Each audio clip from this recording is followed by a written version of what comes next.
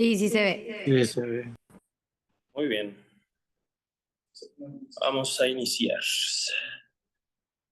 Bueno, el término correcto, según Shields, según se me fue el nombre de este libro de una autora india, es glaucoma crónico de ángulo abierto. Entonces ese es el tema que vamos a desarrollar. Y precisamente es digamos, la entidad clínica del glaucoma pues, con mayor prevalencia de todos los demás tipos y presentaciones de glaucoma, ¿sale?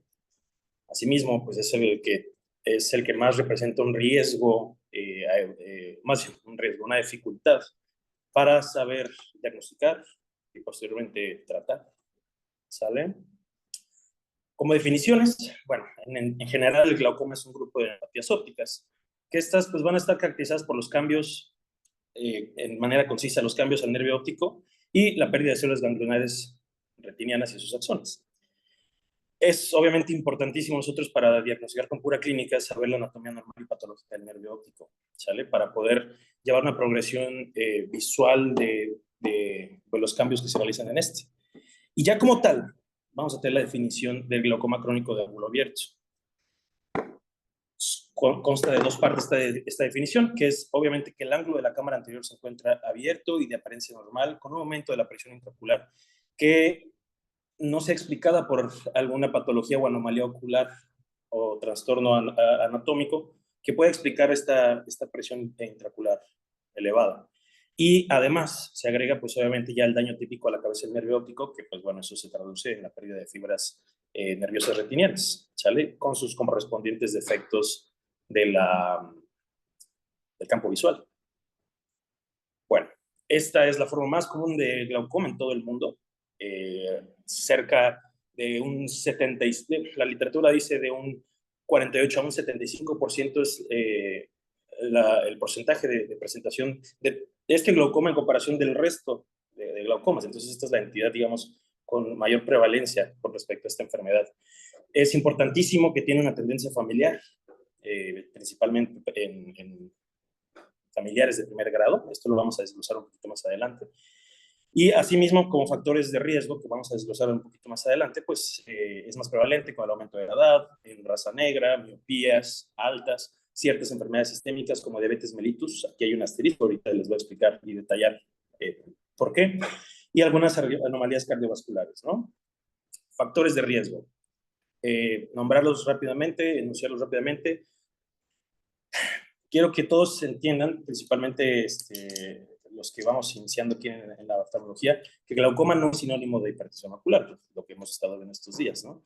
Pero sí está identificado que el factor de riesgo más importante y el único modificable, como nosotros como oftalmólogos que podemos brindar, es la presión intraocular. Entonces, obviamente, una hipertensión intraocular es el factor de riesgo más importante. La edad, obviamente, conforme vamos acumulando kilometraje, pues tenemos más riesgo por ciertos cambios estructurales en nuestro sistema de desagüe del humor acuoso. La raza o etnia, que está visto que pues, en ciertas razas alrededor del mundo, mayormente la latina y la de ascendencia africana, es la que está más expuesta a esta entidad. Asimismo, asiáticos hacia el sureste asiático, ahorita igual lo vamos a profundizar. Historia familiar de glaucoma, familiares de primer y segundo grado, son los que se han descrito que nos predisponen a un factor de riesgo de padecerlo. Histéresis corneal baja, ahorita voy a profundizar un poquito en eso. Y como factores de riesgo secundario, pues una baja perfusión ocular. Esto puede ser dado por diferentes anomalías cardiovasculares, una baja presión del líquido cefalorraquídeo, que eso también, pues bueno, hace diferencias de gradiente de presión entre el líquido cefalorraquídeo, entre el líquido adentro del ojo, en este caso, pues el humor acuoso, ¿no? La diferencia de gradientes de presión. Anormalidades axonales ya congénitas o en el metabolismo de células ganglionares. Y por último, pues desórdenes de la matriz extracelular de la lámina cribosa, que es esta estructura que pues brinda soporte ya en su salida del globo ocular al nervio óptico. Hablando de la presión intraocular, como les comentaba, pues aunque tengamos una PIO elevada, que es un factor importante, no es indispensable para el diagnóstico de glaucoma primario o glaucoma crónico de ángulo abierto.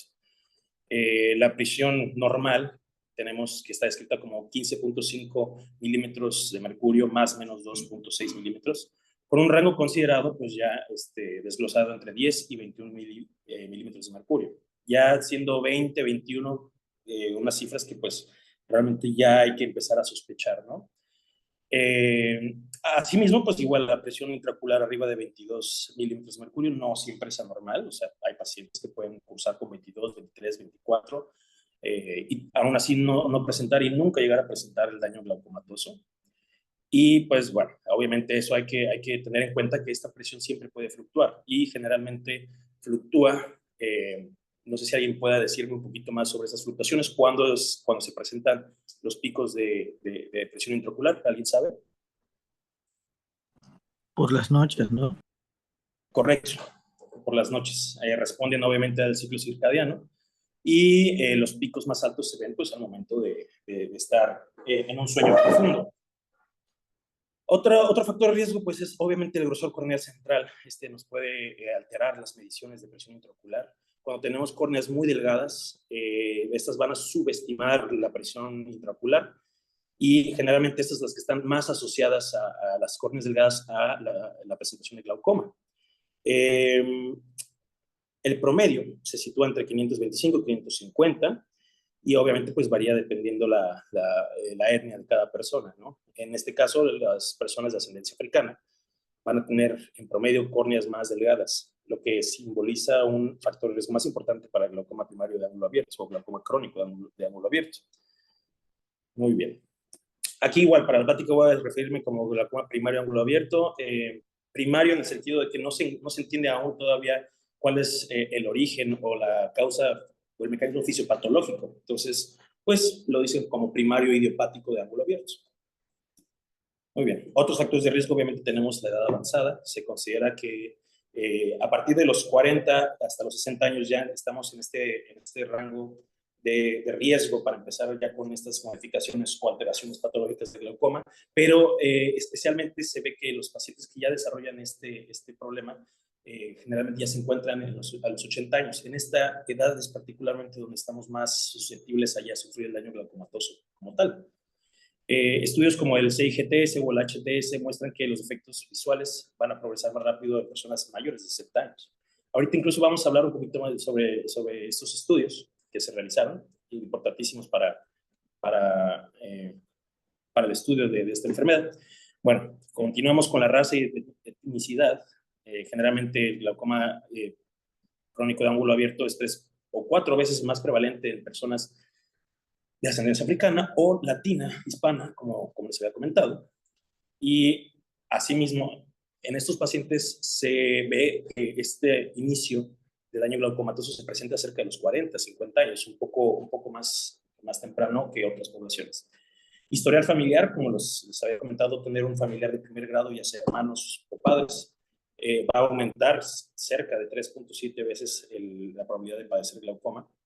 Y bueno, obviamente esto va relacionado a una predisposición genética. Hay estudios biomoleculares en los que se está desarrollando, pues sí, o tratar de identificar ciertos genes. Todavía no está muy claro, hay algunas aproximaciones que son los que obviamente desembocan en la presencia del daño glaucomatoso. Miopías. La miopía alta mayor a menos 4 dioptrías está asociada con un mayor riesgo de desarrollar glaucoma crónico de ángulo abierto. Recordar que pues la hipermetropía o sea, todo el defecto refractivo contrario pues nos habría más hacia un ángulo cerrado por el tamaño de todas las estructuras del ojo, ¿no? Entonces, el de ángulo abierto está asociado más a miopías altas, a ojos grandes, mayores de menos 4 dioptrías, ¿sale? Bueno. Sin embargo, en estos pacientes es importante saber que la miopía va a complicar, obviamente, la valoración clínica y visual de un nervio óptico, precisamente porque las estructuras son más grandes y siendo así pueden tener las estructuras que vamos a conversar más tarde, aunque tengan una disposición anormal, algunas excavaciones de anillo neuroretiniano, por el simple hecho de ser miopes pueden que solo sean las formas de sus ojos, de sus nervios ópticos y ya, sin realmente tener este daño glaucomatoso. No sé si fui claro en ese aspecto. Igual si quieren comentar, preguntar algo, siéntanse con la libertad de hablar, no tengo ningún problema. Bueno, pasando a la frecuencia y la prevalencia. Daniel, ¿me ¿Alguien escuchas? habló? Sí, Yo. sí. Oye, nada más, yo había leído que en miopía son de -6 y en hipermetropía de -4. No sé si Ok. leíste. La miopía de -6 es para considerarse magna, pero como Yo también había factor leído de de riesgo, menos factor 6 de en riesgo, la guía europea. -4. Eso maneja la doctora Brenda usualmente de parámetros. Y en la guía europea también aparece La como guía menos 6. europea, ajá, viene de Sí. -6 y pacientes hipermétropes de -4. O sea, no sé. Así es, sí. Ok. Les comento que la bibliografía está basada en Shields y está basada en la Asociación Americana y está basado también en los estudios como el Optic Head Treatment Study, que mencionaba, bueno, y la guía latinoamericana de 2019 de glaucoma, que es a partir de -4 de 3 en miopía, es cuando tenemos que ya empezar a sospechar de glaucoma o de que estas personas tienen el riesgo. Entonces, yo, como en mi práctica personal y con la evidencia que les acabo de compartir, yo ya estudiaría o lo buscaría intencionadamente a partir de -4. Digo, obviamente la doctora Glenda es glaucomatóloga, pero yo digo, mejor pecar de precavidos, ¿no? Entonces, hay que nomás buscarlo a partir de -4 ¿Por de qué 3. creen que está relacionado de sospechar un glaucoma en pacientes miopes? ¿Qué característica clínica tiene el nervio para Los sospechar nervios en él? suelen ser grandes y por lo tanto las excavaciones también, lo que nos podría orientar o nos podría hacer dudar si la excavación es grande por el simple hecho de ser un ojo grande o si realmente ya presenta un daño glaucomatoso. ¿Y la posición del nervio cómo está? Claro, puede La tener mayoría de los pacientes. rotaciones internas, temporales superiores, y eso también podría afectar la valoración del nervio óptico.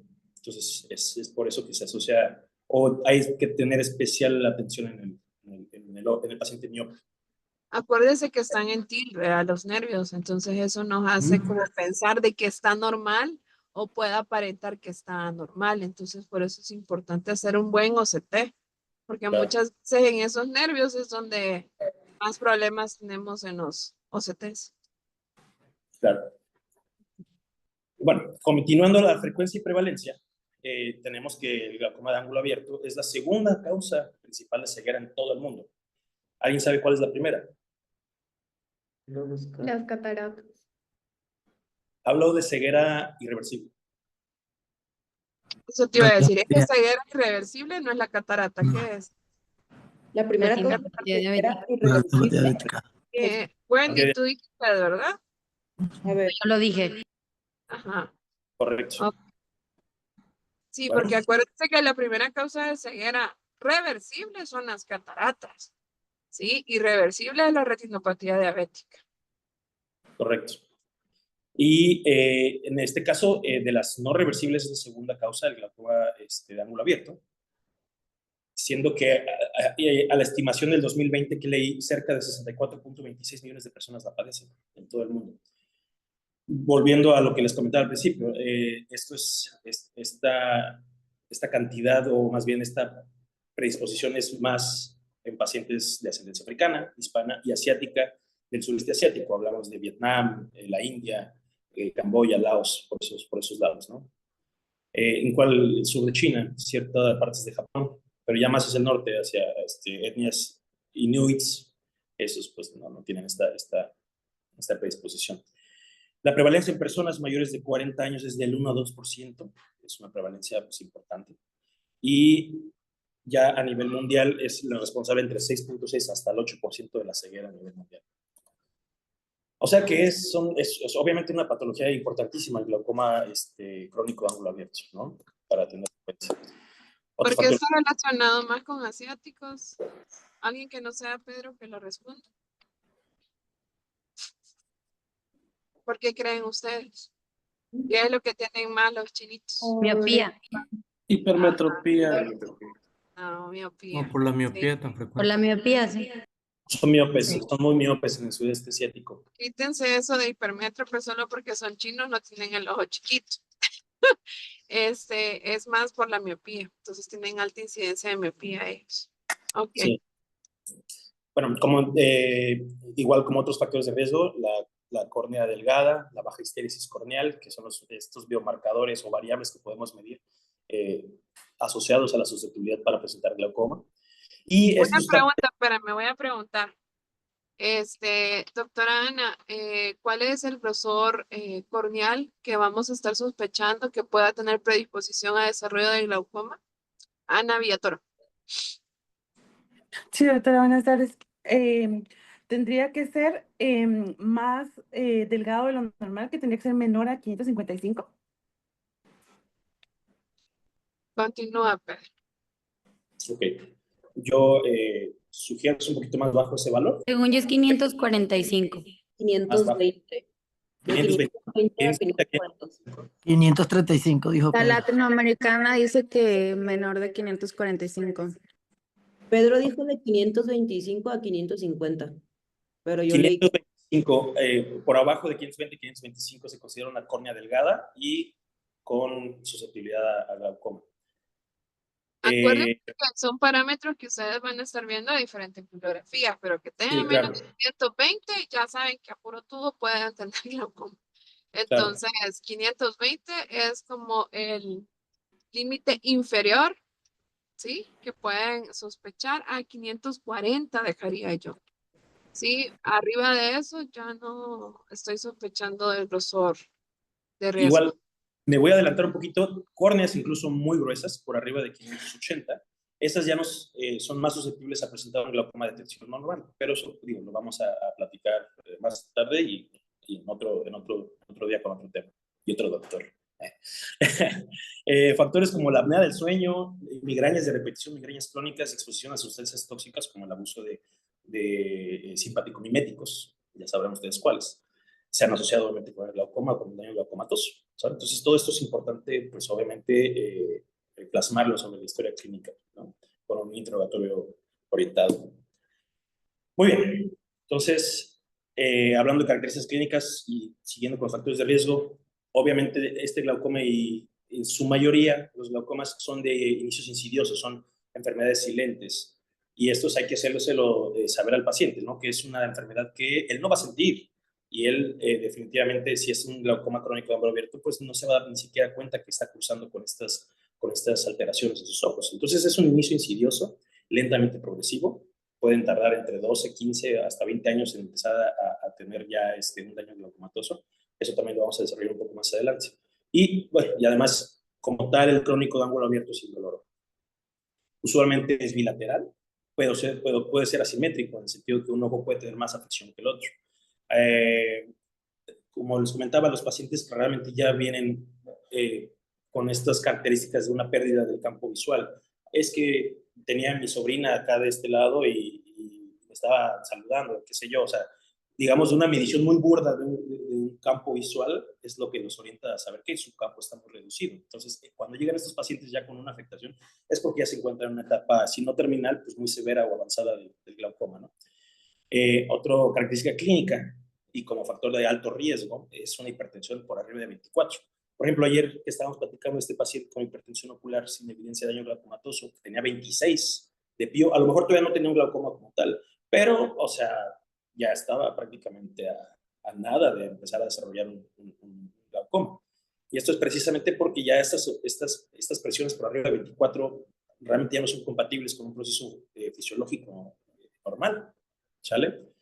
Como les había comentado, el glaucomatólogo y el oftalmólogo realmente lo que te puede ofrecer es la reducción de la PIO, es el único factor modificable en esta enfermedad. Y idealmente, pues sería también identificar las fluctuaciones de la presión intraocular, ¿no?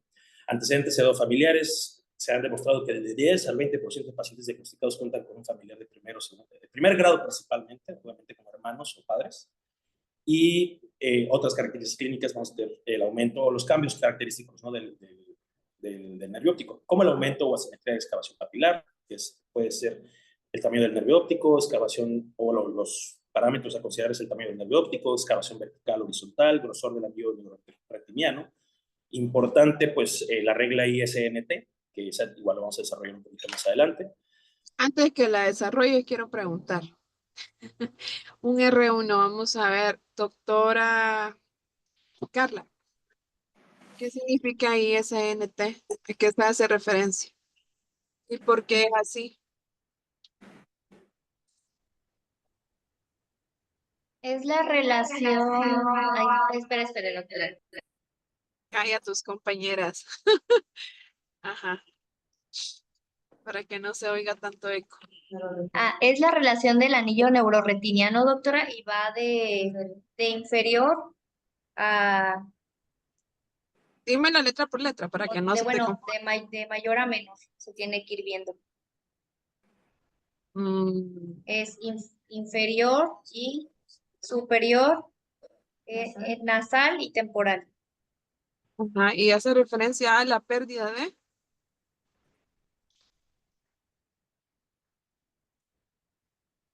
¿de qué?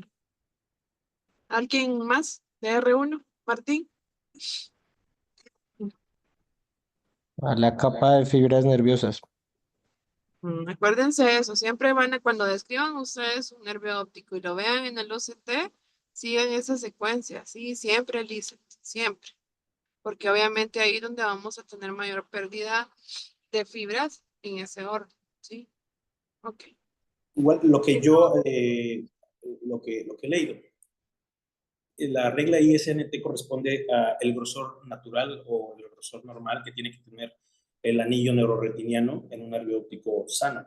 Se supone que la porción más gruesa tiene que ser la inferior, seguida de la superior, seguida de la perdón, no es cierto. Son los patrones en los que se afecta primero la pérdida de fibras nerviosas. Entonces, los patrones primero nos hacen orientar a una pérdida. Bueno, si quieren, ahorita lo desarrollamos. Vamos a seguir con la. Sí, ahorita lo seguimos, porque lo tengo en otra diapositiva como tal. Hablando nuevamente del nervio óptico, tenemos que estos pueden tener escotaduras, que son precisamente estas protrusiones de la excavación hacia el borde del anillo neuroretiniano, palidez sectorial en un cuadrante del nervio óptico o la palidez generalizada del nervio, ¿no? Tenemos que saber y distinguir los tipos de atrofia pericapilar, alfa, beta, también hay gamma y delta, cuáles son normales o hasta cierto punto normales por el envejecimiento y cuáles son completamente sinónimo de una pérdida de fibras nerviosas. Y la visibilidad o no de la lámina cribosa. Aquí tenemos un ejemplo muy padre, que es la foto inicial de un paciente que fue diagnosticado con glaucoma crónico de ángulo abierto, según la guía latinoamericana. Y pues bueno, ese mismo paciente en un periodo de 12 años que ya presenta precisamente esta pérdida del borde del neuroretiniano, un crecimiento, perdón, de la excavación, la inflexión de vasos, doble inflexión de vasos, o conocidos como vasos de Maddie-Brunetta, y obviamente pues la palidez generalizada. La relación de la regla ISNT, bueno, ahorita vamos a decirla. Tienen por acá. Ahí está. Vale. Regresando un poquito a más allá de sus clínicos, tenemos, por ejemplo, las hemorragias peripapilares, tenemos no sé si vean mi cursor. Bueno. Tenemos aquí en tu presentación para que se pueda ver, porque yo no lo veo. Sí. Ahí en apuntador creo que puedes ponerlo y ya te sale. Clip derecho y apuntador. Es que el detalle es que estoy en un iPad. Pues no lo tenés. Ahí bueno. sí. Sí. Bueno, seguimos.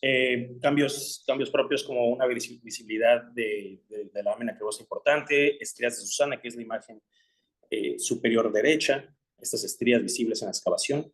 Tenemos las hemorragias peripapilares y las atrofias, ¿no? Las atrofias peripapilares. Como tal, ya evaluación del nervio óptico, ¿no? Vamos a tener que el tamaño y la forma de entre -5 a +5 dioptrías, el tamaño del nervio óptico no va a cambiar mucho.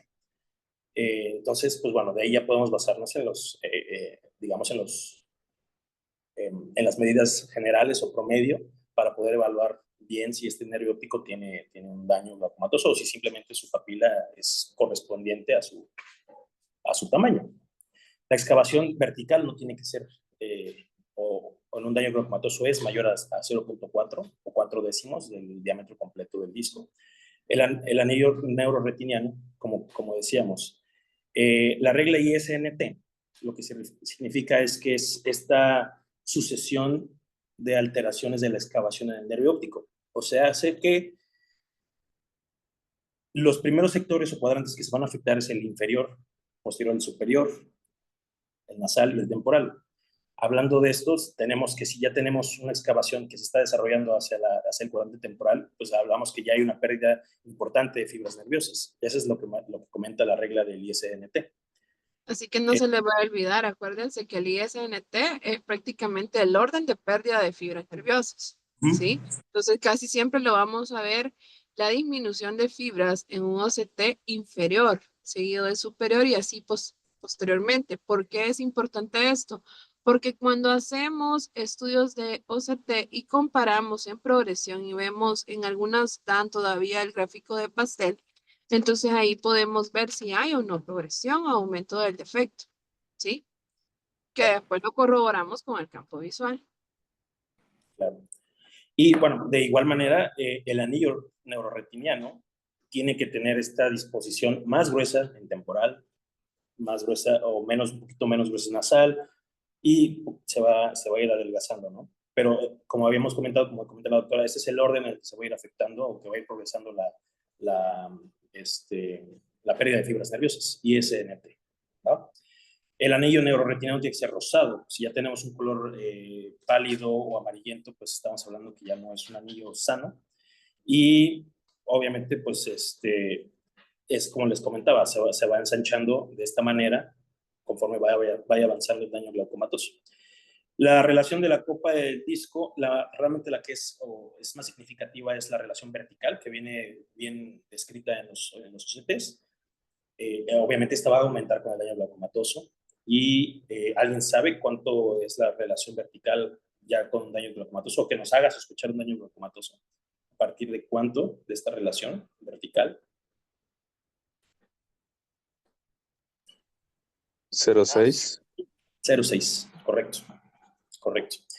Asimismo, en la relación copa-disco tenemos que ver que no hay una simetría de 0.2 entre cada ojo, ¿verdad? Eso también lo podemos ver en todos los tres tipos de OCTs a los que tenemos acceso. La configuración de la excavación, les digo que esto puede aparecer como muescas o como fosetas, las cuales pues, bueno, no van a respetar esta delimitación o bueno, esta buena delimitación de la excavación dentro del nervio óptico para considerarse fisiológico. La porción de los vasos centrales, obviamente la porción de los vasos centrales de la retina es importantísima porque estos van a ser susceptibles a los cambios en las fibras nerviosas. Entonces aquí es cuando ya tenemos los vasos circulineares temporales, que son cuando ya los vasos están, por hablar de una manera burda, dándole vuelta a la excavación en una manera temporal. Eso es un vaso circulinear temporal y ese es completamente patognomónico de un daño glaucomatoso, de una pérdida glaucomatosa. Asimismo, como la doble inflexión de vasos, o sea, que vemos que se dobla al inicio entrando a la copa del nervio óptico y nuevamente se vuelve a doblar en el borde neuroretiniano, lo que pues, genera esta imagen de bayoneta, ¿no? Como estos cuchillos que se le ponen a los rifles. Y la hemorragia de papila, pues obviamente que es una hemorragia muy característica. No sé si alguien pueda describirla o cuál es la apariencia de esta hemorragia. ¿Hemorragia en astilla? Astilla, Onyema. Correcto. Astilla, que nos habla de protección, ¿no? Salen directos, pegaditos del nervio. Así es, completamente, están directamente sobre un vaso emergente del nervio óptico, directamente en el borde, ¿sale? Entonces, estos son pues, los aspectos que tenemos que tomar en cuenta siempre en la evaluación del nervio óptico. ¿Y por qué pues, hago énfasis en esto? Pues precisamente esta es la manera visual que nosotros tenemos para ir relatando y midiendo y viendo la progresión del daño por glaucoma, ¿no? Entonces, esto hay que tenerlo al 100 pies. Ok, aquí, bueno, un esquema en HD, pero estamos viendo pues aquí ya la progresión, por ejemplo, del temporal más delgado, que ya tiene una afectación, obviamente glaucomatosa, porque precisamente la temporal es la última que se afecta en la segunda imagen. Y enseguida tenemos pues la progresión de cómo se va perdiendo la coloración normal y cómo se van modificando los vasos centrales de la retina, ¿no? Hacia ya completamente una excavación total, con una palidez generalizada y con la inflexión de los vasos ya directamente en el borde neuroretiniano. Lo que vemos en la figura 1 es un nervio óptico completamente normal. Vemos que tiene una excavación aproximadamente hacia ojo de buen cubero, y no porque lo diga ahí, yo lo veo hacia ojo de buen cubero, como de 0.4, 0.5. Sin embargo, ya empieza a tener doble inflexión de vasos, una excavación chiquitita. Y posteriormente vamos a ver esta muesca que les comentaba, estas muescas o estas fosetas. Las fosetas son como tal hoyuelos, y las muescas son estas como protrusiones de la excavación. Por ejemplo, en este caso tenemos el primer indicio de un anisocomatosis, esta muesca inferior que responde precisamente a la regla ISNT. Posteriormente, pues bueno, el diámetro vertical de la copa, o sea que precisamente la excavación se va a hacer más grande hacia lo vertical que hacia lo horizontal, y pues bueno, obviamente respetando también la regla ISNT, y ya definitivamente pues en la figura 4 se ve un daño avanzado, correspondiente seguramente a su pérdida de campos visuales, que ya tenemos nasalización de vasos, ya tenemos la excavación prácticamente completa, se alcanza a ver la necrobosa, atrofia, y esto me voy a adelantar un poquito. ¿Alguien sabe qué tipo de atrofia es la que tiene ese nervio óptico, el de la figura 4? Ah, ya, ahí sale, olvídenlo, es una atrofia beta, que esa sí es completamente, enteramente patológica. La atrofia alfa, que esta ya es, digamos, un poquito más externa hacia el nervio óptico, esta ya está dada por pues, cambios, puede ser hipo o hiperpigmentados por edad, por envejecimiento, y algunos traumas. Y precisamente para poder nosotros diagnosticar un glaucoma primario de ángulo abierto o glaucoma crónico de ángulo abierto, tenemos que saber que efectivamente el ángulo está abierto, ¿verdad? Entonces, esto pues obviamente se realiza mediante una conoscopía, ya sea directa o indirecta, donde vamos a ver pues obviamente las estructuras que corresponden. No sé si alguien me las quiera decir.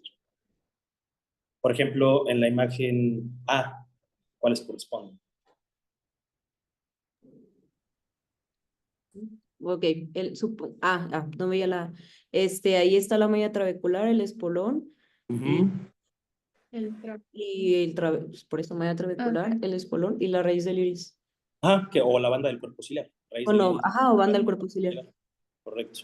La I pues es la del iris, y la C es la córnea, que ya podemos ver ahí en el ángulo iridocorneal, ¿no?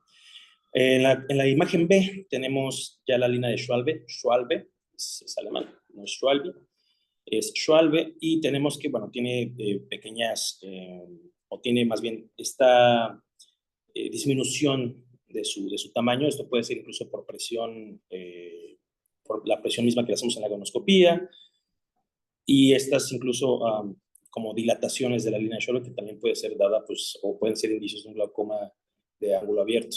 En esas porciones es donde a lo mejor hay un reflujo del humor acuoso, y pues eso también nos puede orientar. En la imagen C tenemos procesos ciliares que crecen incluso hasta la malla trabecular en su porción pigmentada, y eso pues hay que identificarlas. También hay que ponerlas directamente pues ya sobre el expediente del paciente, pues para saber que ya se encuentra en un riesgo de poder tener un bloqueo angular.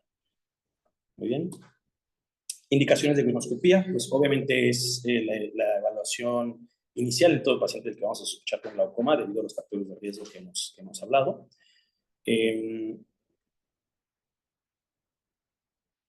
esto, bueno, quiero comentarles que es importante obviamente el monitoreo periódico de glucoscopía. O sea, sí, es importante prácticamente en cualquier consulta. Yo sé que a veces el tiempo no nos permite, pero sí es importante, primero, pues para diagnosticar un glaucoma de ángulo abierto, también para saber que los pacientes que ya tienen alguna esclerosis nuclear o algún crecimiento cristalino, pues ir midiendo el cierre progresivo del ángulo inducido por este mismo, más en pacientes hipermétropes, que estos sí son arriba de 4 dioptrías, 3 dioptrías, perdón, que ya podemos empezar a sospechar que pueden tener alguna afectación por el tamaño del ojo, inducida por el cristalino. También cambios en la profundidad de la cámara anterior, medido por biometría. Van Herijk obviamente no es una técnica que pues, nos ayude de una manera cuantitativa o bien reproducible a medir la cámara anterior. Sin embargo, pues es la más práctica y yo siempre sugiero realmente sí hacer la técnica Van Gehry. Les toma 10 segundos. O sea, no es nada más pasarle el paralelepípedo rápido al paciente.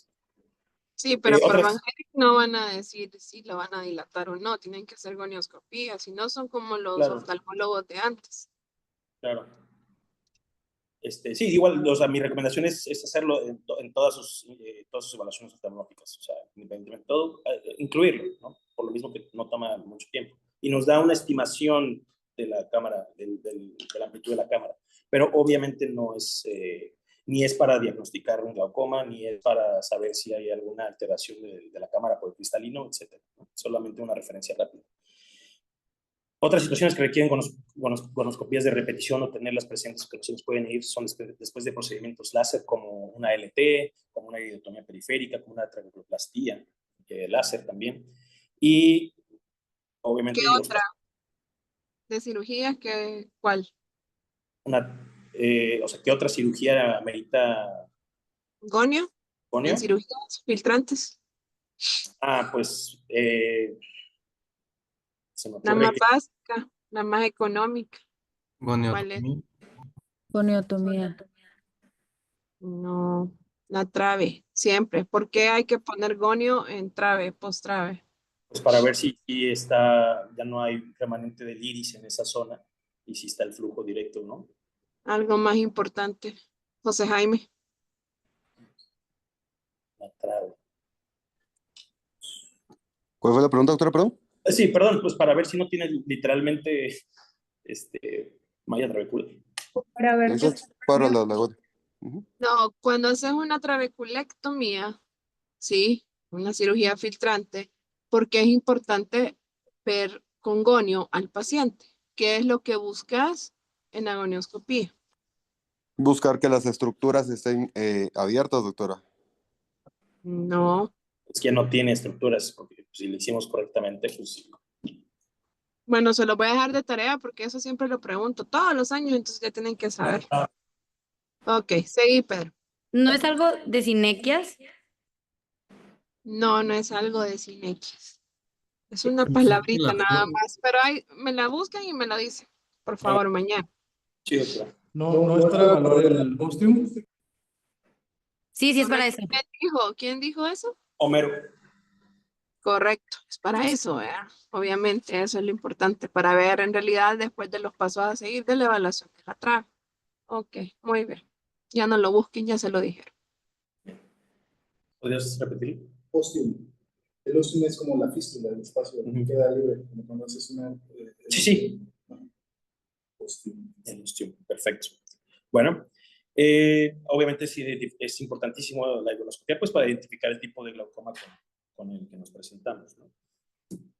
Muy bien. Tenemos aquí obviamente la diferencia entre un ángulo abierto, que se alcanzan a ver todas las estructuras, el ángulo cerrado, que aquí en este caso nada más veríamos la inserción o la banda del cuerpo ciliar.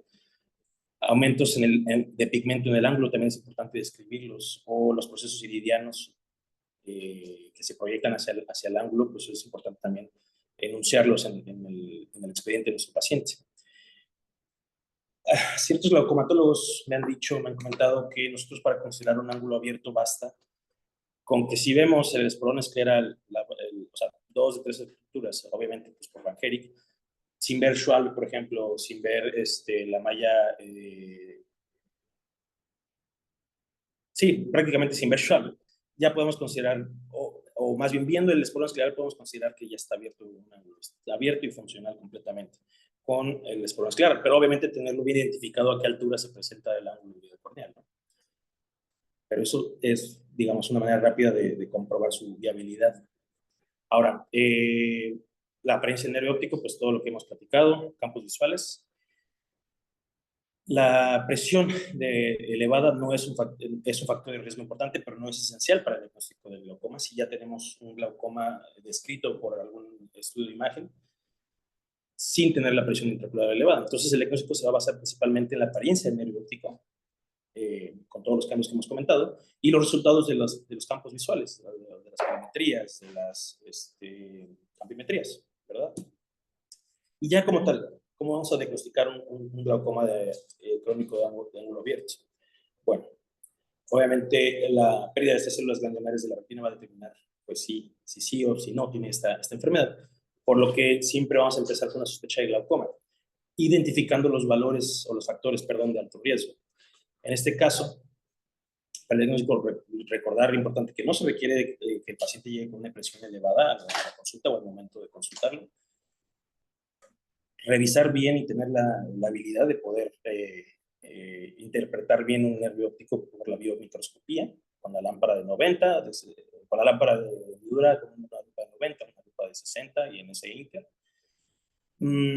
Obviamente también tener la capacidad de saber usar la luz, ¿no?, de la lámpara de hendidura y la modificación que sufre a través de cada tipo de lupa, pues para poder, por ejemplo, poner el diámetro de la lámpara en 1 milímetro y a través de la lupa, ¿alguien sabe cuánto modifica la lupa de 90 la imagen en el fondo de ojo? Por ejemplo, de que si tengo el diámetro de 1 milímetro en la lámpara de hendidura y me acerco al fondo de ojo con esta lupa, las estructuras se van a modificar en cierta proporción. ¿Alguien sabe cuánto es? Bueno, se los dejo de tarea, nada te creas. No, de 1.2. 1.2 es lo que se magnifica Según digamos, en la Volk se modifica a 1.32. Ajá, 1.2, 1.3, hasta 1.4, dependiendo ya si es el Superfield o estas cuestiones ya, los modelos de Volk o de Ocular, pero yo lo dejaría en 1.2. 1.2 es más fácil convertirlo en 1.2. Pero bueno, hay que tener en cuenta obviamente eso, ¿no? Para poder hacer mediciones exactas, o simplemente, pues sí, a ojo de buen cubero, saber que las relaciones o las proporciones del nervio óptico se han modificado de una manera glaucomatosa. Siempre se tiene que relacionar el estudio funcional con un estudio estructural, ya sea con una imagen del nervio óptico o tu propia visualización del nervio óptico con la pérdida de campos visuales.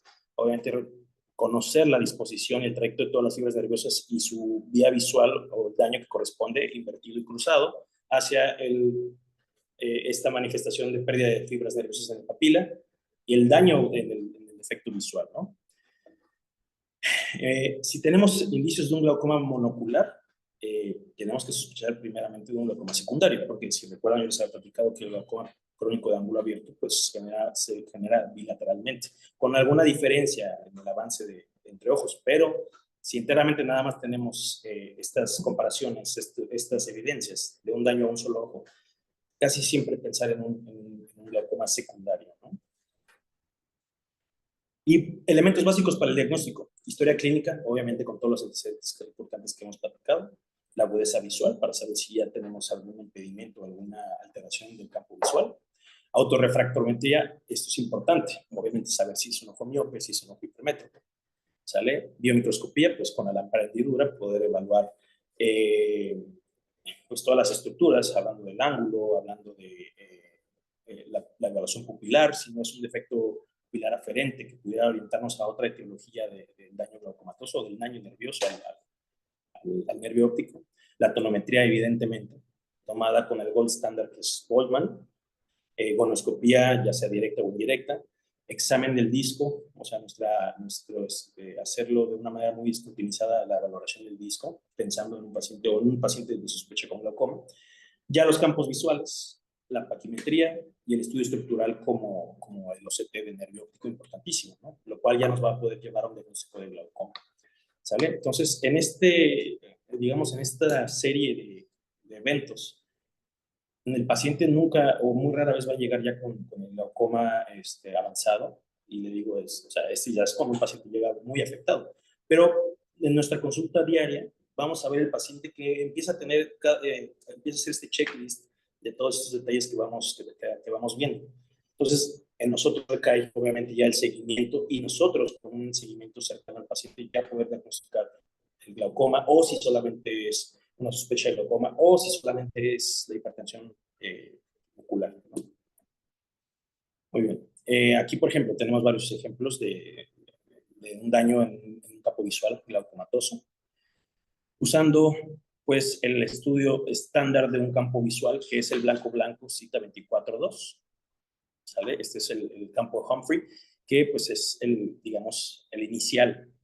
Yo ahorita en lo que estuve leyendo para empezar a tamizar a nuestros pacientes, obviamente siempre hacerle entender al paciente de una manera, para nosotros tener obviamente un buen estudio, ¿no? Una buena base de cómo hacer el seguimiento.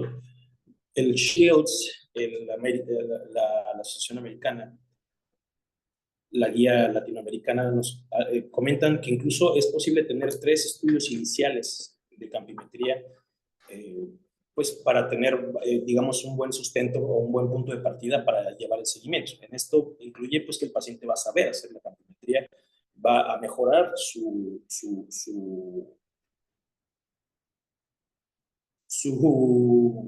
eficacia, no, ¿cómo decirlo? Su habilidad, pues por así decirlo, de cómo realizar la campimetría. Y pues bueno, obviamente eso nos va a dar ya un tercer estudio pues muy adecuado, ¿no? Tenemos que saber que la clínica compatible, clínica hablando de todo lo que hemos visto y que checamos en el consultorio, hablando de los daños al nervio óptico, con unos campos confiables que les comentaba, a lo mejor no se puede siempre, pero 3 tomas iniciales, con campos confiables en al menos 2 campos visuales de los que le hicimos al primer intento o en un seguimiento corto, pues ahora sí vamos a poder diagnosticar el glaucoma, ¿no? Podamos utilizar los criterios de Hoda van der Parrish, que es precisamente para saber en qué estadio de glaucoma está nuestro paciente. Con eso nosotros también podemos saber cuál es nuestra biometa correspondiendo al daño glaucomatoso que ya presenta nuestro paciente. Y pues bueno, vamos a tener que los defectos ya con un daño glaucomatoso propiamente van a ser estos que ven en la parte inferior izquierda de la pantalla. Esos son los efectos clásicos de un daño glaucomatoso, vale la pena tenerlos muy presentes, porque de otra manera se pueden confundir con ya procesos neuroftálicos, y ahí no. Esto que lo ven los neurocirujanos. En este caso, el escalón nasal es la primera afectación que podemos ver en un glaucoma inicial. Podemos ver incluso también cuñas temporal, y perdón, me voy a corregir. Antes del escalón nasal tenemos un reforzamiento de la mancha ciega.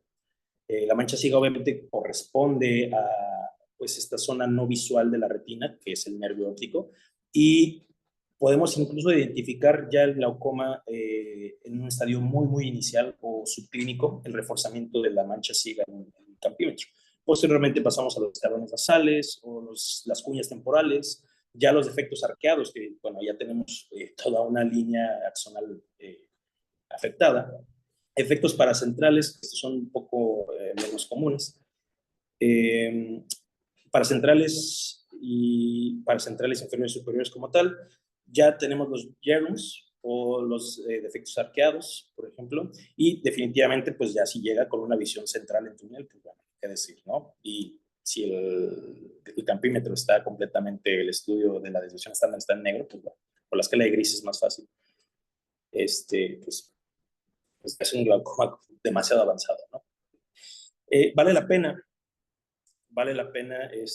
obviamente, indagar mucho, hoy no es el caso, pero saber bien cómo interpretar los campos visuales, porque si bien no es, o sea, al contrario de lo que les he dicho, no es la herramienta más sencilla para utilizar y para diagnosticar el glaucoma, sí es la que nos va a ayudar a identificarlo de una manera correcta, ¿no?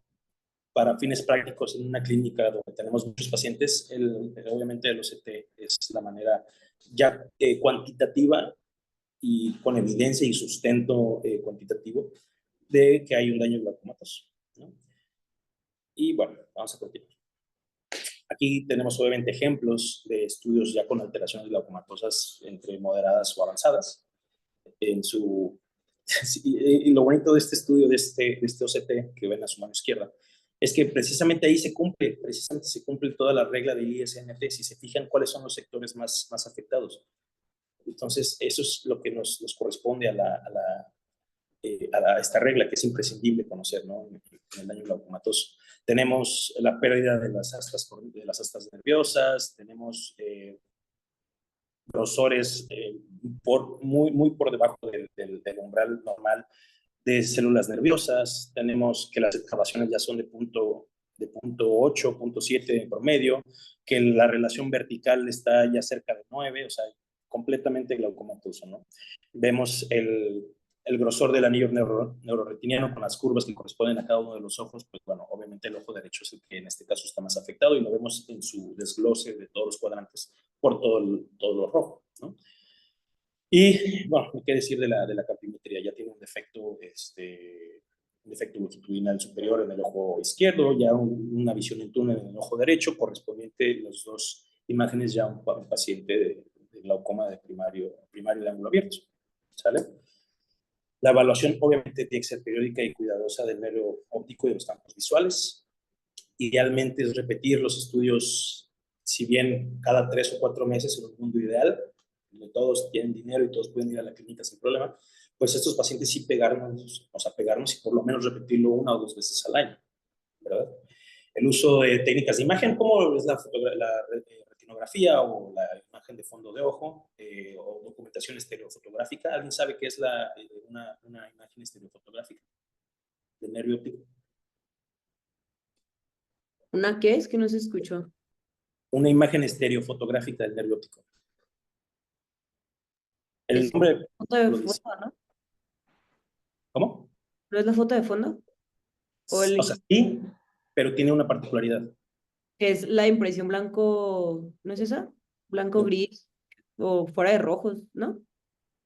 No, ahí ya estamos hablando más, por ejemplo, de cuando estamos analizando, por ejemplo, en un angio-CT, o estamos viendo ya una imagen de angiografía que es libre de rojos y todo eso. También puede ser útil para el glaucoma, pero no. Una documentación estereofotográfica simplemente es como la visión estereoscópica, o sea, es la misma imagen, el mismo punto focal visto con una variación de perspectiva ligera, y esto nos va a dar un sentido de profundidad en la imagen. Entonces esto nos puede ayudar a describir un poquito mejor el nervio óptico. Imágenes computarizadas como el OCT del nervio óptico, de las capas de fibras nerviosas, de la retina y de la mácula. Como les comentaba, la correlación entre pérdida del campo visual y la afectación en la imagen del nervio óptico pues va a estar muy relacionada, ¿no? El defecto que tiene en el campímetro con la afectación que tiene en el nervio óptico tienen que estar relacionadas. De otra manera tenemos que sospechar de otras entidades, ¿no? Es como les decía, discrepancias significativas en que tengo un escalón temporal superior, pero mi nervio óptico no tiene una afectación inferonasal. Pues ahí está raro, porque eso es lo que debería de haberse afectado. No sé si me explico en este sentido. Esto, pues bueno, también nos va a permitir detectar cómo es la progresión del daño del nervio óptico correspondiente al daño campimétrico o perimétrico, ¿sale? Los hallazgos atípicos, que ya son cuestiones que no son muy normales de un glaucoma primario crónico de ángulo abierto, que necesitan valoración neurológica adicional o una evaluación médica más integral, pues incluye la enfermedad unilateral, como se lo ha comentado.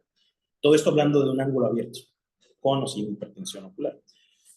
Daño en solo un ojo, disminución de la visión central, recuerdo que esta es la última que se pierde, discromatopsia, defecto pupilar aferente relativo, palidez del borde neuroretinial, pero no relacionado a la excavación, sino la pura palidez del borde neuroretinial o la pérdida de su definición.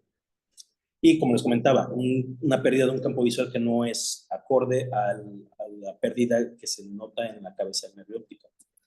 ¿Sale? Como esto, pues tenemos que valorar si hay alguna etiología compresiva, insuficiencia carotidia, anemia, sífilis, deficiencias vitamínicas, algunas enfermedades reumatológicas o algunas enfermedades congénitas, como la arteritis de células gigantes, vacuolas sistémicas, células falciformes, exposición a sustancias tóxicas, etc. Para esto, pues bueno, podemos hacer pruebas diagnósticas como Doppler, TAC, resonancia magnética, y pues bueno, esto nos va a ayudar a saber por qué ese glaucoma no es normal, ¿sale? No es que sea normal, pero bueno. Esto es importante. Entonces, ¿qué paciente con problemas sistémicos nos va a orientar a pensar en glaucoma?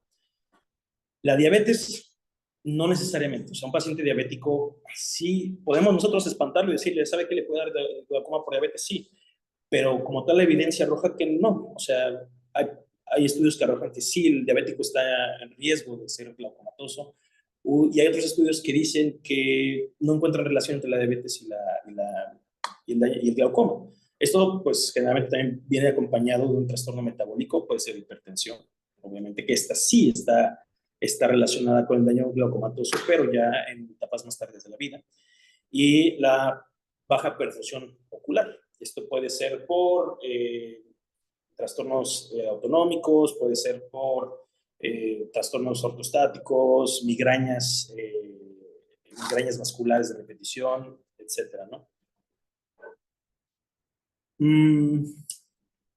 Obviamente, tener estos factores siempre nos van a orientar a saber en qué paciente vamos a empezar a sospechar de glaucoma.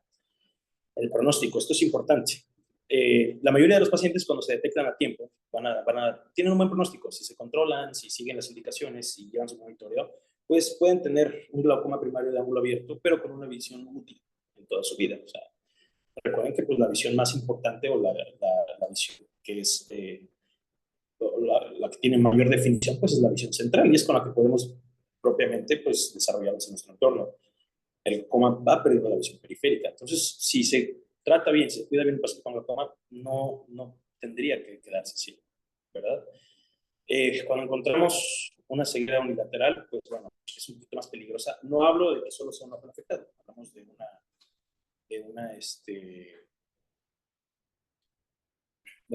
un pronóstico unilateralmente, que un ojo vaya a quedar ciego cuando vamos tienen glaucoma, es de 7.4 a los 10 años y de 3.5% a los 20 años. El riesgo de quedarse ciego de los dos ojos por un glaucoma es un poco más bajo, pero existe, obviamente, que es de 3.4 a los 10 años y de 4.3 a los 20 años, ¿no? Generalmente el daño glaucomatoso significativo, como les comentaba, se da sin tratamiento a los de 10 a 12 años, hasta 15 años. ¿Sale? Y generalmente, pues bueno, el paciente que ya tiene un daño glaucomatoso franco, pues sí ya va a ir con glaucoma avanzado, y este es el que obviamente va a tener mayor riesgo de desarrollar una ceguera, ¿no? La terapia, bueno, pues ya son temas que vamos a desarrollar conforme avance el curso, pero lo comentamos, obviamente la medicación tópica es la primera línea de defensa contra el glaucoma. En este caso, para el glaucoma crónico de ángulo abierto, ¿alguien sabe qué tipo de láser es que podemos dar? Lo hemos hablado estos días, ¿qué tipo de láser podemos ofrecer para SLT. SLT, la trabeculoplastía selectiva láser? Exactamente, es muy buena.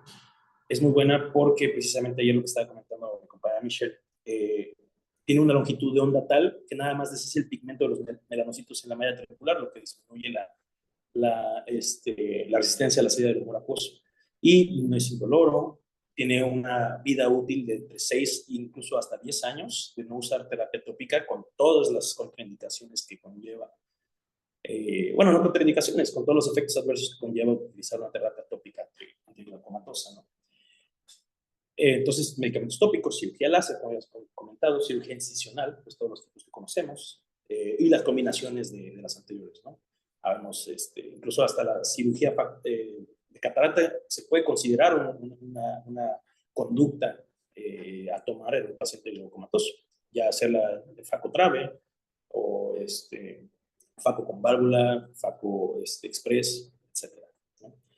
Y cuando obviamente nosotros tenemos estas consideraciones y estas actitudes en su paciente, pues vamos a reducir significativamente su progresión de su enfermedad, ¿no? Su progresión de su enfermedad. La rehabilitación visual, pues es importante. Les digo que ya sí pasa que llegan los pacientes. Esto probablemente ya se vea en casos, por ejemplo, en glaucomas secundarios o en un glaucoma de plano primario, que fue la señora de San Juan Chinches Bravas en medio de la nada, que pues llegaron ya con una afectación importante, y que no importa a veces lo que hagamos, ya tienen una afectación muy importante. Entonces, es importante nosotros como oftalmólogos pues, tener en cuenta cómo poder ofrecer o poder derivar bien al paciente a una rehabilitación visual, ¿no? Hablamos de que una pérdida funcional significativa es una persona que ve menos de 20/40, con daño severo en campos visuales, y una disminución de la sensibilidad en contraste importante, ¿no? Para eso hay cartillas, obviamente, especializadas. Y en este caso, en glaucomas avanzados, podemos dar intervenciones como mejora de iluminación, contraste o reducción de reflejos. Esto se logra con los aros, con los lentes. Pueden ser con tintes amarillos que mejoran la sensibilidad de contraste, con un filtro antirreflejante. Y esto también lo aplica para cualquier condición que ya haya deteriorado mucho la visión. O sea, si un paciente con una retinosis pigmentaria, con un glaucoma muy avanzado, deseo delgado, bueno, pues ya sé que no se puede hacer nada, pero mientras, o algo que le pueda ayudar un poquito, está bien indicado el uso de lentes pues, con un tinte amarillo, porque mejora la sensibilidad del contraste, mejora un poquito la percepción de luz nocturna. Y, bueno, ayudas para actividades diarias, obviamente ya hay aplicaciones, los celulares ya cuentan con accesibilidad para personas con ciertas discapacidades, y ya tener como tal nuestro contacto de siempre de un rehabilitador visual, un especialista en orientación y movilidad, estar pues si nos dedicamos realmente a esto, pues estar en contacto con algún centro de rehabilitación ocular, ¿no? Hablando del Ocular Hypertension Treatment Study, este fue un estudio de 1994 con su publicación en el 2002, que pues bueno, fue determinar el objetivo como tal, determinar si la reducción de la PIO en pacientes con hipertensión disminuía el riesgo de presentar glaucoma primario de ángulo abierto. También evaluó y enunció los riesgos asociados con la progresión al glaucoma. Y pues bueno, hablamos que la hipertensión ocular se define con la PIO mayor de 21, sin daño evidente glaucomatoso en el nervio óptico. Y pues ya como tal, este estudio que es de suma importancia define el glaucoma primario de ángulo abierto como esta neuropatía óptica caracterizada por pérdida progresiva del campo visual con daño estructural del nervio óptico, sin evidencia de un ángulo cerrado por alguna causa secundaria, ¿no? Entonces, el objetivo principal es determinar si el tratamiento en hipertensión ocular previene el desarrollo del glaucoma y identificar los factores de riesgo. Esto es los objetivos principales de este estudio. Importantísimo y disruptivo del glaucoma. El diseño del estudio fue en Estados Unidos, para variar, multicéntrico con una duración de 10 años. Esta población fueron 1.636 pacientes, del cual hubo uno de control, hubo un grupo tratado con criterios de exclusión de PIOs entre 24 y 32 milímetros de mercurio en al menos un ojo, y 21 y 32 en el otro también. O sea, tienen que tener hipertensión en ambos ojos. Campos visuales y nervio ópticos normales al inicio del estudio. Y pues, los criterios de exclusión, obviamente, que no tuvieran el diagnóstico de glaucoma. Enfermedades sistémicas que pudieran afectar la evaluación. Hablamos de nefrópatas, hablamos de pacientes con SIDA, ya como tal. Hablamos de pacientes, no recuerdo, de algo tenía que ver con veteranos, cosas así. Bueno, X. La duración, pues bueno, la primera fase fue un seguimiento de 5 años y la segunda la extensión a un seguimiento de 10 años. Los resultados, pues bueno, obviamente el resultado clave fue que sí, hay una reducción de desarrollar ya como tal el glaucoma de ángulo abierto, tratando el paciente hipertenso ocular, que tiene factores de riesgo que hemos hablado, definitivamente sí le vamos a brindar un beneficio. Y es precisamente porque es tan, no complicado, pero es de muchas tomas de decisiones este diagnóstico y esta entidad como tal en oftalmología, porque nos llega un paciente con hipertensión, pero todavía de nervios se ve bien. Todavía le puedo pedir el OCT de nervio óptico y va a salir bien. A lo mejor la campimetría, pues ya es una persona de 70 años, no lo entiende, es muy difícil para esta persona, ¿no? A lo mejor lejos. Entonces, o sea, estas tomas de decisiones, esta constelación de decisiones, pues es la que tenemos que tener bien en cuenta basado en los factores de riesgo y en la protección ocular, pues para saber y diagnosticar y tratar a estos pacientes, ¿no? Entonces, definitivamente un paciente con los factores de riesgo de hipertensión ocular y con un tratamiento de inicio, que ya saben cuál es, le vamos a brindar un beneficio de no desarrollar el glaucoma. Los factores de riesgo como tal era la PIO basal elevada, el grosor corneal reducido en este estudio, relación excavación disco elevada, edad avanzada y la presión arterial sistémica elevada, que esta sí es una enfermedad o una condición sistémica que sí tiene que ver con el glaucoma y con otras enfermedades oculares y retinianas propiamente en el ojo, ¿no? Pues sí. La importancia del grosor corneal, eso también se dilucidó en el estudio, que es, en este estudio, el grosor corneal con menos de 555 micras tiene un mayor riesgo de progresión para glaucoma de ángulo abierto. mayor de 588, un menor riesgo de progresión para un glaucoma de ángulo abierto con presión elevada. Ya después se vio que córneas gruesas de 580 para arriba se relacionan con el glaucoma de tensión normal, que es un tema que veremos mañana con mi compañero Osman. Sospecha de glaucoma es precisamente lo que estamos hablando, lo que hemos hablado estos días. Es este paciente que aún no tiene el daño glaucomatoso como tal, pero tiene los factores de riesgo, precisamente para nosotros ya empezar a decir, es que ya debería de empezar a pedir cosas, debería empezar a tratarlo. Se acuñó primero en 1970, lo definen como glaucoma de ángulo abierto temprano sin daño.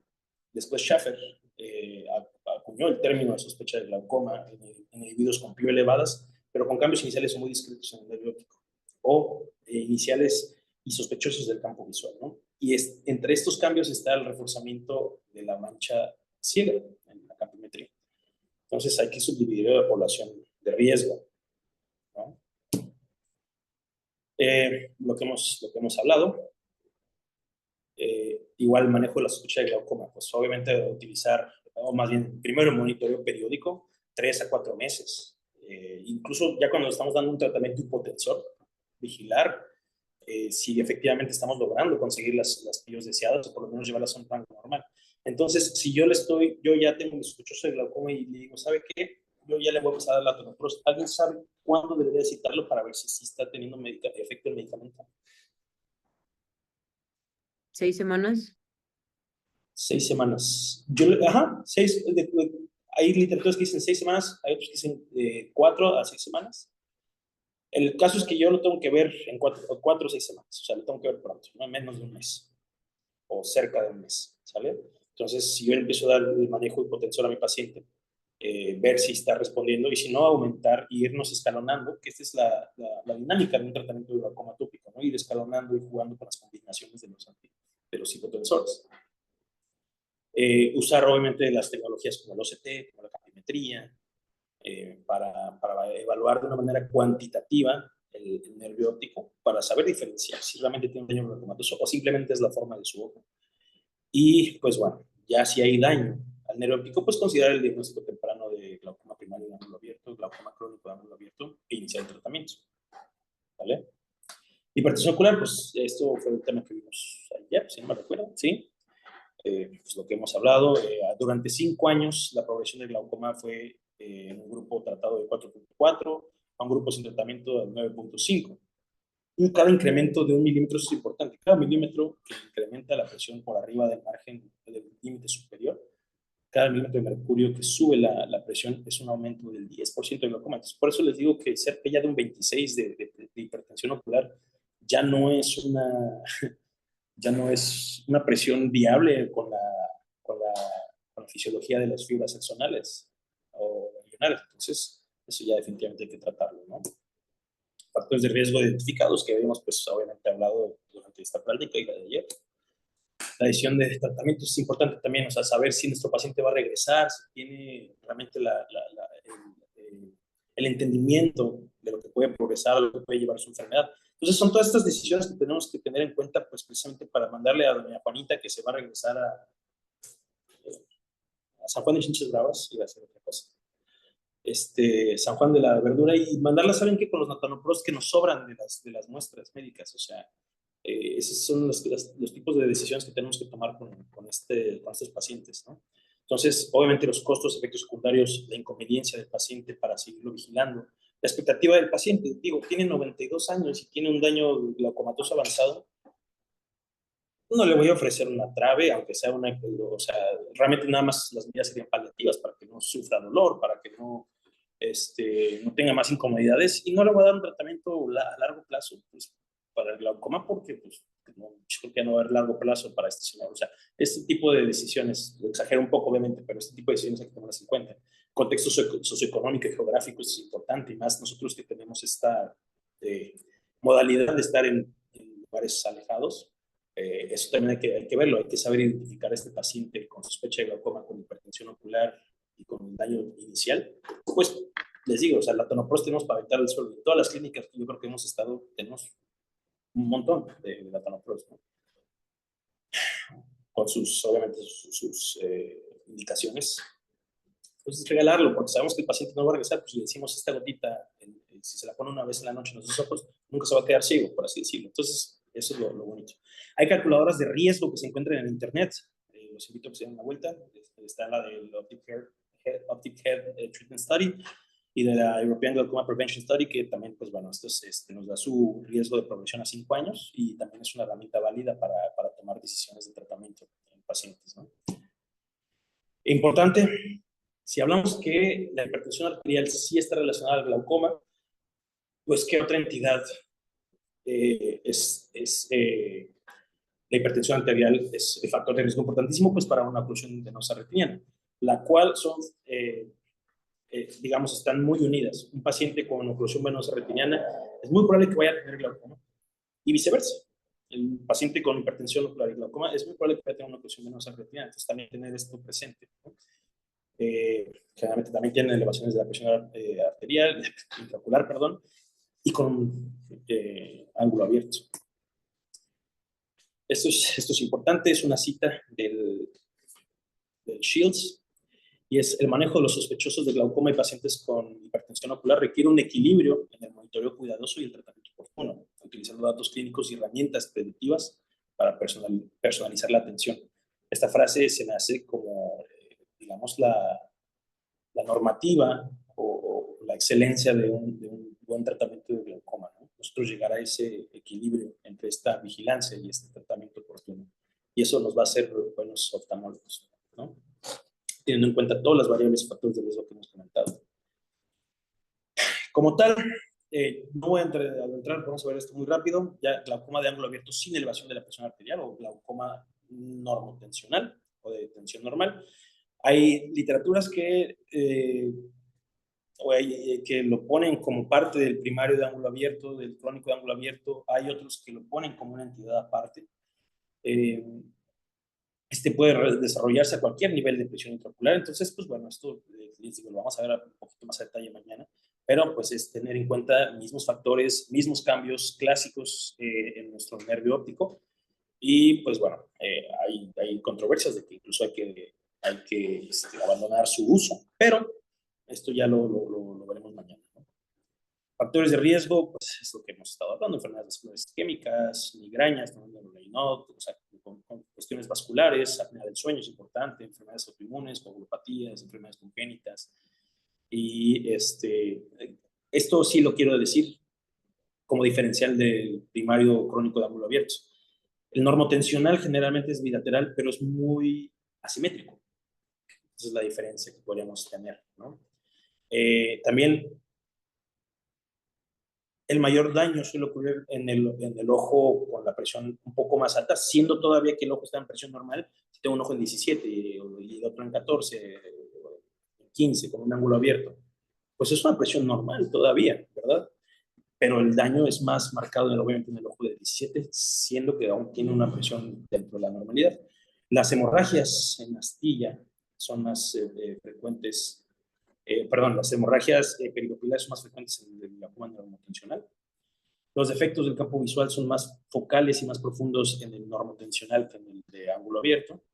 Los escotomas paracentrales son los que, cerca del punto de fijación, son los que destacan en un defecto, en un glaucoma normotensional. Y la apariencia del nervio óptico como tal pues sigue siendo la misma afectación, corresponde a la misma regla del ISNT. Y pues bueno, sigue siendo exactamente la misma dinámica para ambos, normotensional y ángulo abierto normotensional y ángulo abierto con hipertensión. Es importante distinguir obviamente el glaucoma normotensional a otras enfermedades, considerar, esto es importante también, considerar estructuras que no son, si bien no son normales en un nervio óptico, pues tampoco son glaucoma, ¿no? Anomalías congénitas como coloboma, fosetas del nervio óptico de una disposición que no correspondan a la regla, por eso es tan importante. O una cabeza, como decíamos, comentaba la doctora, una cabeza de nervio óptico miópica que tiene un tilt hacia puede estar oblicuo el nervio, puede tener un tilt inferior nasal, etcétera, ¿no? O ser un nervio muy grande con una lámina cribosa muy visible, pero no precisamente tiene un daño glaucomatoso. Causas no glaucomatosas de excavación para cualquier tipo de glaucoma, pues tenemos el canal escleral grande, ojos ojos grandes, druses del nervio óptico. Tenemos neuropatías isquémicas anterior y la posterior, nos pueden dar excavaciones grandes y no son daños vacumatosos. Lesiones compresivas que pueden hacer completo borramiento del anillo neuroretiniano, una excavación, una palidez generalizada del nervio retiniano y no es un daño glaucomatoso. Neuropatías ópticas tóxicas, nutricionales, deficiencias de vitaminas, exposición a alcohol adulterado, que en este caso es metanol. Metanol, me faltó la M porque el etanol es el que sí tomamos y pues no pasa nada. Pero eso es lo que quería comentar. Factores que complican el diagnóstico, pues pacientes con presiones normales que pueden tener picos fuera del horario clínico, esto refiriéndonos a la evaluación de las presiones intraoculares.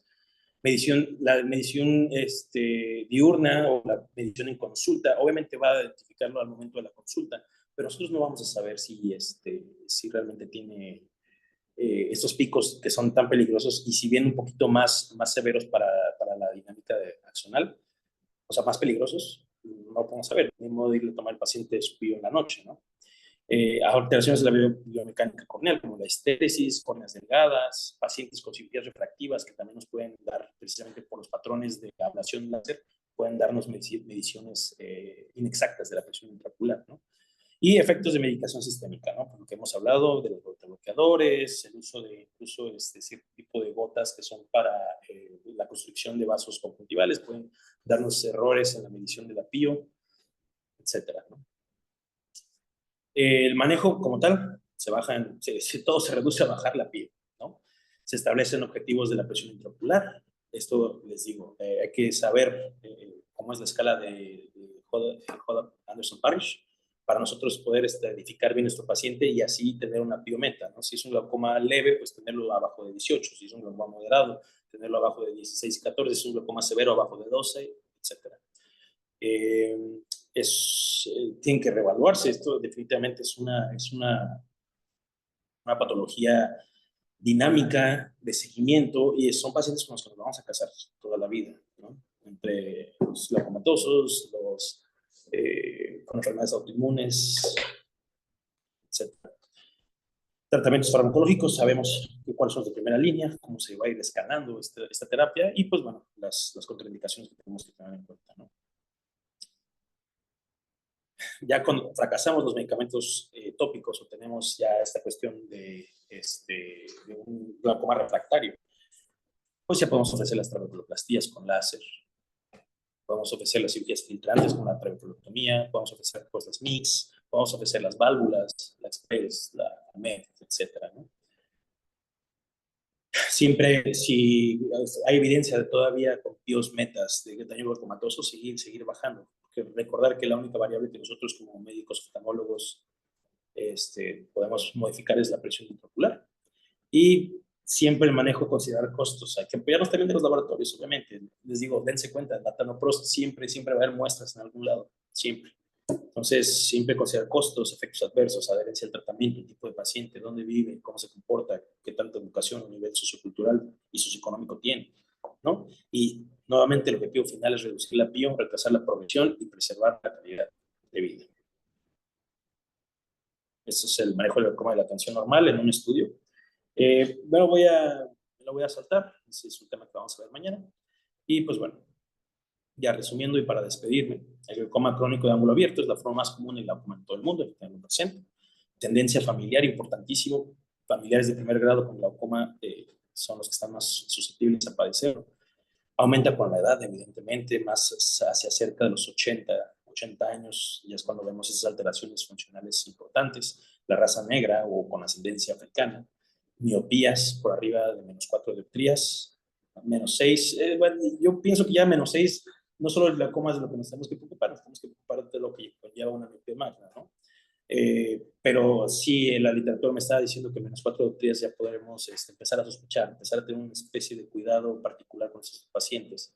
Ciertas enfermedades sistémicas como la diabetes mellitus, sí y no, pero siempre va generalmente asociado a anomalías cardiovasculares como problemas renales, hipertensión arterial sistémica, etc.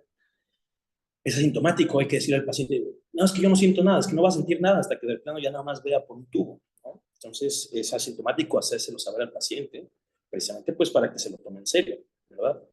Definitivamente el glaucoma crónico de ángulo abierto evidentemente es un ángulo abierto. Se tienen que valorar todas las estructuras, describirlas en el expediente y pues ir vigilando los cambios en el disco, ir progresando los estudios, seriando los estudios de campimetría, de tomografía óptica, de coherencia óptica, etcétera. Glaucoma de función normal es un diagnóstico de exclusión y pues bueno, el mecanismo fisiopatológico de un glaucoma primario de ángulo abierto todavía está, si bien ahorita se define como idiopático, todavía está en estudio con cuestiones moleculares y cosas de ese rollo. Esas son mis bibliografías: el Shields, la guía latinoamericana de 2019, la Academia de Tomo de Glaucoma y el Ocular Hypertension Treatment Study. Les agradezco su atención. Ok, gracias. ¿Crees que puedes dejar de compartir la pantalla? Voy a tomarle 2 minutos porque ya los veo algo en otro sistema. ¿Me escuchan bien? Disculpen. Sí, doctora. Ok, rapidito. Voy a hacer un resumen que me interesa que ustedes sepan de lo del glaucoma. Ok, déjenme acá. Solo me dicen si ven mi pantalla. Sí, doc. Sí, Varela, Ok, muy bien. Voy a dar 2 minutos. Rapidito, espérame. Varela, ¿me escuchas? Acá. Oye, Claro. ¿leíste algo sobre si el glaucoma de ángulo cerrado en qué porcentaje abierto se hace cerrado? Fíjate que no lo vi. Yo tampoco, no, es literal, sí es duda, no sé. Ok, ahorita voy a decirles unas cosas, tal vez te ayude con esto. Conforme vayamos viendo lo de los glaucomas, vas a saber cuánto es el porcentaje de esto. Por eso me interesa que vean esto. Tengo exactamente 2 minutitos para que no se me duerman. Bueno, en cuanto a las clasificaciones, ay, no sé cómo se aplica esto. ¿Sí me ven la pantalla? Esa es Sí, una doctora, clase sí. mía que di cuando era residente de primer año, ¿sí? Entonces, quiero que vean esto. Hay diferentes maneras de clasificación, ¿sí? Es muy importante tener en cuenta todos estos. Y lo que menciona el libro de Shields, ¿sí? Es de acuerdo a etiología, que puede ser primario y secundario, y de acuerdo a mecanismos, que puede ser de ángulo abierto, ángulos cerrados, o por anomalías del segmento anterior. Entonces, ahí están otras clasificaciones de acuerdo a las bibliografías. Lo que quiero yo que ustedes vean es esto, porque no me quiero extender porque sí ya vi sus caras. Sí se ve mi pantalla, ¿verdad? Bueno, Shields clasifica el glaucoma de ángulo abierto en pretrabecular, trabecular y postrabecular. ¿Por qué es importante eso? Porque de acuerdo a las alteraciones, de acuerdo a donde esté, si pretrabecular o postrabecular, pueden desarrollar glaucoma. Entre las que menciona el libro son la membrana fibrovascular, que está relacionada con glaucoma neovascular, ¿sí? La capa endotelial, con una capa similar a Descemet, crecimiento de Descemet epitelial, crecimiento de fibroso, una membrana inflamatoria. Todos estos son pretraveculares, que son glaucomas de ángulo abierto. Y ahí el trabecular está el idiopático por una obstrucción de la malla trabecular y una alteración en la malla trabecular. Déjenme quito esto. Y el postrabecular, que puede ser por obstrucción del canal de Schlein y elevación de la presión venosa epiescleral.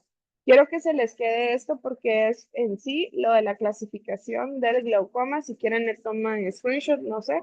Pero eso es muy importante porque de acuerdo a dónde esté afectada, si en el trabéculo o después del trabéculo, vamos a hablar de un glaucoma de ángulo abierto, ¿sí?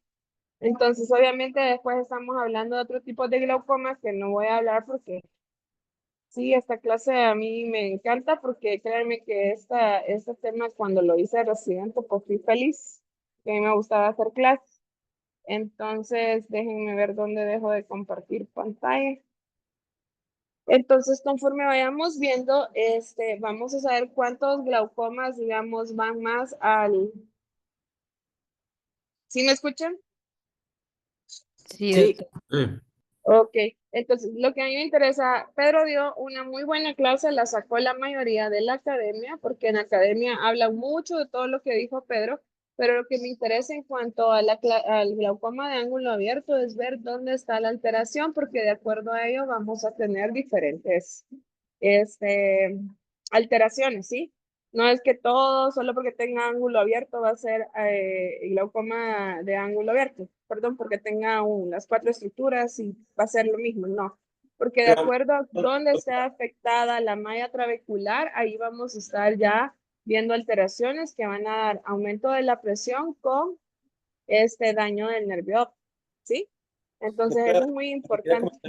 Rapidísimo, o sea, es que, por ejemplo, o sea, el tema que vi está como enfocado al primario o idiopático, porque en este caso, si es secundario, aunque tengamos el ángulo abierto, pues ya hay afectaciones como la membrana, o sea, que ya está bien descrito, y lo que dice Shields, que sí se conoce, pues,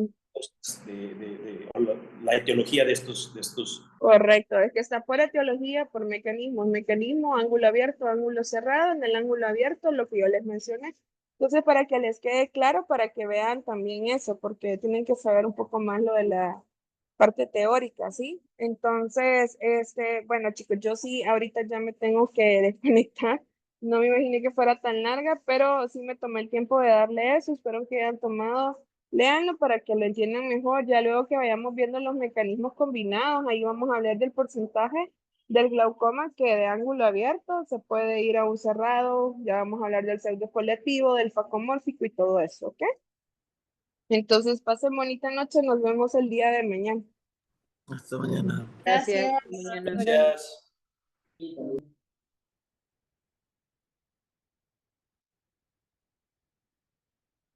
Quédate al chisme, Mitch. Vamos a chismear, vamos a chismear. Sácalas. Qué risa me das. Te quiero mucho, besitos en tu boca. Y me dijiste compañero, yo pensé que eras mi novio. Adiós. A ver, ya cuenten por qué Dizaba está en capital, al Chile.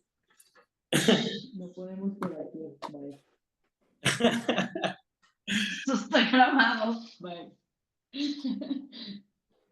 Oigan, gracias por su atención. Siento que cantinflé, pero me la hice en 1 hora la presentación. Pero bueno. Ya nomás estás tú, Gwendolyn. ¿Qué dices? Te miras guapa como siempre. Bueno, procedo a retirarme, muchachos.